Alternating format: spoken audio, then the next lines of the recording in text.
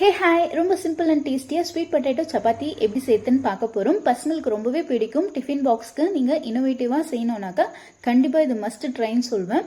ஒரு sweet potato எடுத்து நல்லா பாயில் பண்ணிவிட்டு அது மேலே இருக்கிற தோலெல்லாம் பீல் பண்ணி எடுத்துக்கிறேன். இது ஒரு ஃபோக் வச்சு நல்லாவே மேஷ் பண்ணி விட்டுக்கிறேன். இப்போ நல்லா மேஷ் பண்ணி முடிச்சுட்டு 1 டீஸ்பூன் வெள்ளை எள்ளு சேர்த்துக்கிறேன். தேவைக்கேற்ற மாதிரி உப்பு, தேவைக்கேற்ற மாதிரி சில்லி பவுடர், கொஞ்சமாக மல்லி எல்லாம் சாப் பண்ணி சேர்த்து இது எல்லாமே நல்லா மிக்ஸ் பண்ணிட்டு சைடில் வச்சுடுங்க. இப்போ சப்பாத்தி மாவு டோ பிசைஞ்சு வச்சிருக்கேன். அது சேம் நம்ம சப்பாத்திக்கு எப்படி தேய்ப்போமோ அதே மாதிரி நல்லா மெல்லிஸாக தேய்ச்சி எடுத்துக்காங்க.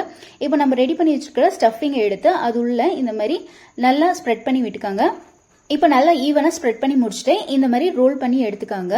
இந்த மாதிரி நல்லா டைட்டாக ரோல் பண்ணுங்க. அதுக்கப்புறமா சின்ன சின்ன போர்ஷனாக கட் பண்ணிக்காங்க. இப்போ சின்ன சின்ன போர்ஷனாக கட் பண்ணிட்ட பிறகு ஒரு போர்ஷனுமே எடுத்து இந்த மாதிரி ப்ரெஸ் பண்ணிக்காங்க. ரொம்ப அமர்த்தி ப்ரெஸ் பண்ணாதீங்க, ஏன்னா அதோட ஸ்டஃப்லாம் வெளியே வந்துடும். இப்போ சப்பாத்தி நம்ம எப்படி சுட்ட எடுப்போமோ அதே மாதிரி கொஞ்சமாக எண்ணெய் ஊற்றி இது எல்லாமே 2 சைட் பக்கமும் திருப்பி போட்டு சுட்ட எடுத்துக்கலாம்.